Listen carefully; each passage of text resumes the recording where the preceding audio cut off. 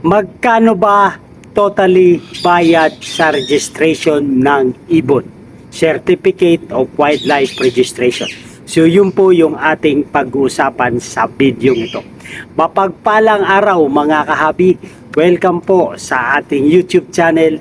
At kung napadaan po kayo at kung bagong viewers po kayo at kung gusto nyo yung ganitong talakayan regarding po sa buhay mag-ibon, ay humihingi po ako ng favor. Please subscribe my YouTube channel, Olen Aviary at iba pa. So, magkano ba talaga or totally ang bayad sa pagpaparehistro ng ibon sa DNR? So, at ganun din po, sagutin natin yung tanong ng ating kahabi na si Tante Coloma. Ask ko lang, boss, magkano ba totally bayad sa registration ng ibon? So, para sa paglilinaw po sa mga baguhan at sa mga datihan na nahihirapan unawain ang ganitong pagpaparehistro ng ibon sa DNR, hayaan nyo munang makapagbahagi ako ng konti at simple na kapamaraanan sa inyong mga katanungan. So actually kahabi, ito yung mga gumugulo sa ating isipan na napakahirap daw po na magparehistro ng ibon sa DNR. So sa totoo lang, hindi po mahirap at napakamura po ng bayarin sa DENR sa ating pagpaparehistro ng ibon. So ang totally nababayaran lang natin dyan kahabi ay 100 pesos para sa registration fee. Tapos kung yung ibon natin ay 1 head hanggang 50 heads ay 50 pesos lamang po. So 100 sa registration at 50 pesos sa ibon na hanggang 50 heads. Ang babayaran po natin ay 50 pesos lamang po. Tapos yung seal, yung dry seal or stamp ay additional po natin babayaran. So depende po sa DNR natin na sasakupan kung magkano po yung singil nila. Kasi hindi po sila pare-parehas ng process fee. So mostly ay average natin sa 500 pesos po na pagpaparehistro nyo ng ibon ay meron pa pong sukli. So ganun lamang po kamura ang pagpaparehistro natin.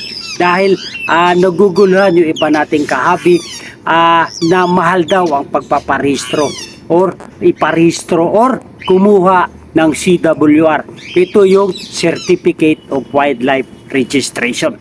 So, kailangan lang kahabi na makumpleto natin yung mga requirements. Dito po, nahihirapan yung iba nating mga kahabi na sa requirements pa lang nahihirapan na. So, kaya hindi sila nakapagpaparehistro sa DNR dahil doon pa lamang sa requirements ay nahihirapan na sila. Kaya advice ko sa mga baguhan na gustong pasukin ang larangan ng pag-iibon at meron silang plano na iparehistro or kumuha ng CWR sa DNR ay kumuha po kayo sa legit at legal source kung kayo po ay magsisimula pa lamang. At alamin natin na yung species na alagaan natin ay may kinakailangan pang iparehistro ito. Kailangan po natin mag-research, magtanong at magsaliksik ng species nating aalagaan. So end of the day, pag pinarehistro na natin yung ating alagang ibon or kukuha na tayo ng CWR or Certificate of Wildlife Registration, ay meron na po tayong mga documents or mga requirement na isasubmit natin sa DNR. So yun po ang proseso para naman mapahintulutan tayo na maparehistro natin ang ating mga alagang species or mga alagang ibon. So ano nga ba yung mga requirements? So dito rin nalilito yung ating mga kahabi kung ano pa yung mga requirements na kakailangan natin na isasubmit natin sa DNR. So una po mga kahabi ay kung kukuha tayo ng CWR, dun muna tayo sa napakasimple at napakadaling certificate na makukuha natin sa DNR. Ito po yung CWR or Certificate of Wildlife Registration. Dito po sa Certificate of Wildlife Registration, dito po ay napapahintulutan tayo mag-alaga, magparami at magbenta ng iilan na nako-cover ng CWR holder. Hindi po pwede na porket CWR na tayo ay may bebenta natin lahat ng alaga natin. Hindi po. Meron po itong pahintulot lang kung ano po yung allowed bilang isang Certificate of Wildlife Registration, kung alin po yung pwedeng maibenta. So yun po mga kahabi, dapat meron po akong video po regarding doon sa kung ano po yung authority ng isang CWR. So balik-balikan nyo na lang po. So ang requirements po, una po yung deed of sale. Kung kukuha po tayo ng Certificate of Wildlife Registration, kasi marami pong permit na pwede nating kunin sa DNR. Hindi lamang po itong Certificate of Wildlife Registration o ito yung CWR. Meron pa po itong Wildlife Farm Permit, Collector's Permit, Imports Permit, Export Permit. So marami po ito mga permit na pwedeng kunin sa DNR. Ngunit ito lamang po muna yung sa mga baguhan at sa simple na mga requirements na kakailangan na ni DNR sa pagkuha ng CWR. Deed of sale, mode of acquisition, ito po yung deed of sale, official receipt or sales invoice or deed of donation. So kahit alin po rito ay nasasako po ito sa mode of acquisition. So isa lang po rito ay pwede na po. So dati along the municipality ay hindi na kailangan ng LTP o yung local transport permit. Ngunit ngayon po may bago ng policy ang DNR na kahit along municipality ay kinakailangan pa ng LTP o your local transport permit. So mode of acquisition, LTP, at ngayon po kailangan na rin po ng health certificate na mula sa licensed veterinarian clinic ang ibon na ating ma-acquire. So kailangan meron pa itong health certificate at meron pa itong inspection certificate. So ito po yung mga makabagong requirements para makakuha po tayo or makapag-register tayo sa DNR ng CWR. At copy po ng CWR or farm permit holder ng seller or yung breeder. At ang ID po kung mag-a-avail tayo sa CWR holder. ID po ng both parties, si seller at saka si buyer. So yun po ang mga requirements natin. So ang babayaran lang po natin, ito po ay bukod po sa bayaran sa DNR, itong mga requirements. Hindi po natin ito makukuha sa DNR. Although makukuha natin ito sa seller or sa breeder itong mga requirements. Pag nakumpleto na natin itong mga requirements, doon naman tayo pupunta sa DNR na nasasakupan ng ating ipaparehistrong ibon or saan tayo nakatira. So yun po yung ating i-address kung saan po tayo nakatira at yung saan yung aviary. So kung magkano ang babayaran natin ay bukod pa ito dun sa na-avail natin na ibon. Ang babayaran lang natin sa DNR ay yung pagkuha naman ng Certificate of Wildlife Registration or para yung ibon natin ay maparegister natin sa DNR at para mapahintulutan tayo sa pag-aalaga at pagpaparami. So sa CWR mga kahabi ay 100 pesos lamang po ang babayaran. So ulitin ko, kung 1 head to 50 heads ay 50 pesos lamang po. So kung dumarami ang inyong ipaparehistrong ibon, so dadagdagan din po ng additional 50. So 200, 300, ganun lamang po. Pero napaka-minimal lamang po ng 50 pesos sa 50 ulo na ating ipaparehistro. Tapos isasama natin yung stamp o yung dry seal o yung i-attach yan sa Certificate of Wildlife Registration. Tulad po nito nakikita ninyo. So yun lamang po, napaka-minimal lang po. Sa CWR lamang po ito, kabi. Ngunit kung farm permit po, ang inyong maitatanong ay medyo malaki-laki po ito, 5,000 po ito. At may contract po ito na 5 years.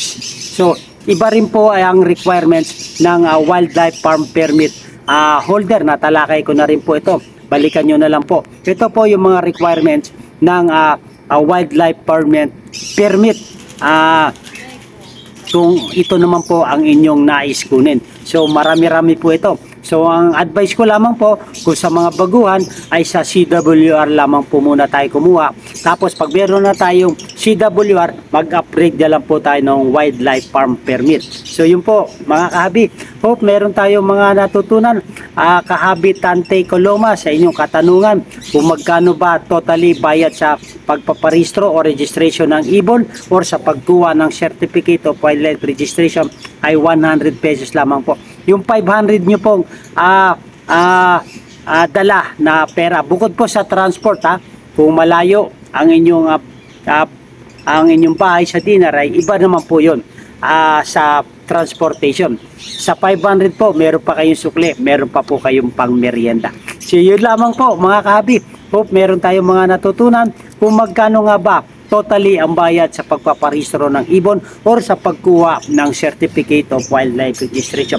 Hindi po mahirap ang pagkuha ng Certificate of Wildlife Registration basta kumpleto po yung mga dokumento na ating ipapasa or requirements ni DENR. Basta ang advice ko lang sa mga baguhan, kung gusto nyo mag-alaga ng mga species na kailangan iparehistro sa DENR, ay kumuha po tayo sa legal source. Doon sa makakapagbigay ng mga requirements na atin namang ipapasa sa DENR. So, yun po ang nagiging problema ng ating mga ilang kahabi dahil nahihirapan sila sa pagkuha or nanihirapan sila sa pagpaparehistro or kumuha ng Certificate of Wildlife Registration or CWR dahil sa requirements pa lamang po ay doon sila nahihirapan. Kaya ang sabi nila, mahirap daw kumuha ng Certificate of Registration sa DENR. Hindi po, napakadali lamang po. Basta kumpleto po tayo ng mga requirements. Shoutout po sa iyo, kahabi Tante Coloma. At ganoon din po yung komento ng ating kahabi or suggestion or papuri. Maraming po salamat. Si kahabi Amado Katubay. Thanks for the informative vlog, kahabi. Stay safe and God bless. So shoutout po sa iyo, kahabi Amado Katubay. Maraming po salamat sa inyong pag-appreciate ng ating munting talakayan regarding po sa buhay mag-ibon. So mga kahabi, kung nagustuhan nyo itong mga talakayan regarding po sa buhay mag-ibon, ay humingi po ako ng favor, please subscribe my YouTube channel, Olen Every at iba pa. At pakiclick na rin po yung notification bell para ma-update po kayo sa mga bagong video nating upload regarding po sa buhay mag-ibon. So nais ko lamang din po i-shoutout ang ating mga kahabi na patuloy sumusuporta, mga silent viewers dyan, at mga kahabi natin na si Victor Aguila, shoutout po sa iyo kahabi, si Shermark Win Winalbaitar, so shoutout po sa iyo kahabi, si kahabi JR Junela, shoutout po, si Kenneth 44 Carino, shoutout po, si Jens Bartina, shoutout po kahabi, si kahabi Mark Anthony Mabahen, shoutout po, si kahabi Alberto Ramos, si Win Albaitar, shoutout po kahabi, si Edwin Colores, shoutout po, at si Iram O, at last but not the least si Raul Martin, shoutout po sa inyo. Maraming po salamat sa inyong suporta mga kahabi at sa patuloy ninyong pagkikilik at panonood ng ating munting channel, Olen Every at iba pa. Maganda ang buhay pag meron tayong nalalaman kung magkano nga ba ang bayarin sa pagpaparehistro ng ating ibon sa DENR. Mabuhay and God bless. Thank you for watching.